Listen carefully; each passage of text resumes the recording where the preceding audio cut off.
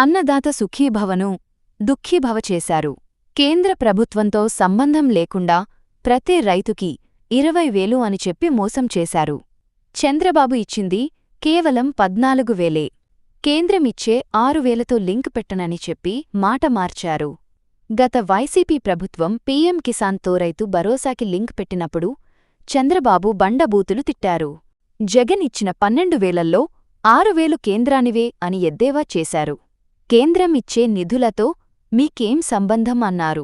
రెండూ కలిసేది లేదని చెప్పి సైకో జగన్ అని తిట్టిన చంద్రబాబు ఇప్పుడు అదే జగన్ బాటపట్టారు. మళ్ళీ పీఎం కిసాన్ పథకంతో లింక్ పెట్టారు.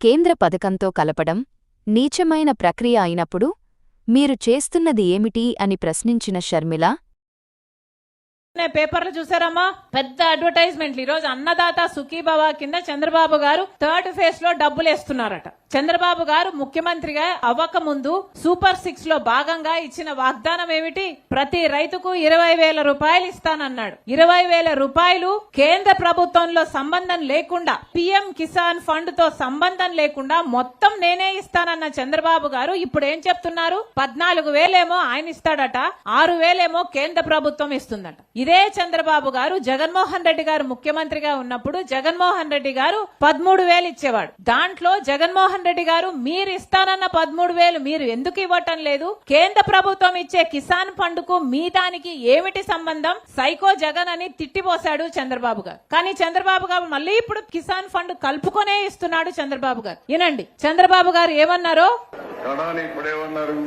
కాదు, 6,000 రూపాయలు గవర్నమెంట్ ఆఫ్ ఇండియా ఇచ్చారు, నేను 6,500 రూపాయలు ఇస్తానన్నారు. గవర్నమెంట్ ఆఫ్ ఇండియా క్లియర్ గా చెప్పారు, మేము ఇచ్చేది సెపరేట్ గా ఇస్తున్నాం, మా పేరు వాడాలంటే మా పేరు కూడా పెట్టాల్సిందని. మీరు ఇచ్చేది ఏంటి? దాంట్లో నీకేంటి సంబంధం? గవర్నమెంట్ ఆఫ్ ఇండియా నేరుగా వాళ్ళ అకౌంట్కి వేస్తున్నారు, మీరు దాంట్లో పేరు పెట్టుకోవడానికి కూడా ఏంటి? రెండు కలిసే సమస్య లేదు. గవర్నమెంట్ ఆఫ్ ఇండియా నుంచి నేరుగా నిధులు వాళ్ళ అకౌంట్లోకి పోయినప్పుడు ఆ పేరు క్లెయిమ్ చేయడం ఎంత నీచమైన కార్యక్రమం ఇది?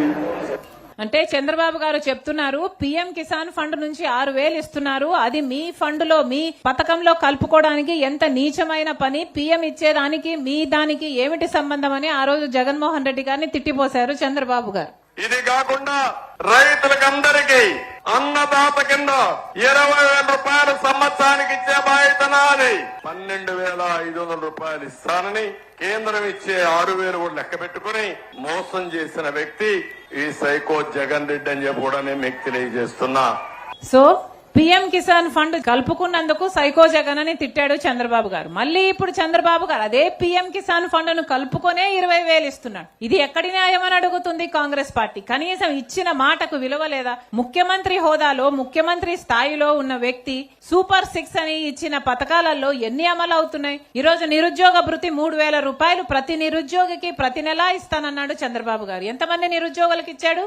ఒక్క నిరుద్యోగికి ఒక్క నెల కూడా ఇవ్వలేదు. అలాగే మహిళలకు మహాశక్తి పథకం కింద సంవత్సరానికి 18,000 రూపాయలు ఇస్తానన్నాడు చంద్రబాబు గారు. ఇచ్చాడా? మరి ఇలాంటి నాయకులు ఉంటే మరి ప్రజలు ఎలా బాగుపడతారు? అందుకే చెప్తున్నాం, ఈ రోజు ఒక్క కాంగ్రెస్ పార్టీ తప్పితే, ప్రజల పక్షాన నిలబడి కొట్లాడుతున్న ఏకైక పార్టీ కాంగ్రెస్ పార్టీ తప్పితే ఇంకొక పార్టీ లేదు. జగన్మోహన్ రెడ్డి గారు బల ప్రదర్శన యాత్రలు చేస్తున్నారు. వాళ్ళ నాయకులకు ఏదైనా కష్టాలు వస్తే అక్కడికి వెళ్లి ఓదారుస్తున్నారు తప్పితే ప్రజలకు వచ్చిన కష్టాలలో ఎప్పుడైనా ఇప్పుడైనా ఇంతకు ముందైనా జగన్మోహన్ రెడ్డి గారు అధికారంలో ఉన్నప్పుడైనా ఇప్పుడైనా ప్రజల దగ్గరికి వస్తున్నారా? జగన్మోహన్ రెడ్డి గారు ఎవరికి వారు వాళ్ళ స్వార్థ రాజకీయాలు చూసుకుంటున్నారు. బీజేపీతో బాగుంటే వాళ్ళ మీద ఏ గొడవలు రావు కాబట్టి వాళ్ళ స్వార్థ రాజకీయాలు చూసుకుంటున్నారు తప్పితే ప్రజల గురించి ఆలోచన చేసే పార్టీలు ఒక కాంగ్రెస్ పార్టీ తప్పితే ఈ రాష్ట్రంలో లేవు. అందుకే చెప్తున్నాం, ఈ రోజు కాంగ్రెస్ పార్టీ నిలబడింది, నిలబడుతుంది. రాజశేఖర రెడ్డి బిడ్డ మీకు మాటిస్తుంది. ఎన్ని పోరాడాల్సి వచ్చినా, ఎన్ని కొట్లాడాల్సి వచ్చినా, బీజేపీకి వ్యతిరేకంగా అయినా సరే, చంద్రబాబుకు వ్యతిరేకంగా అయినా సరే, ఇక ఏ ఇతర పార్టీకి వ్యతిరేకంగా ప్రజల తరపున పోరాడాల్సి వచ్చినా రాజశేఖర రెడ్డి బిడ్డ నిలబడుతుంది, కాంగ్రెస్ పార్టీ పోరాడుతుంది అని మీకు మాటిస్తుంది.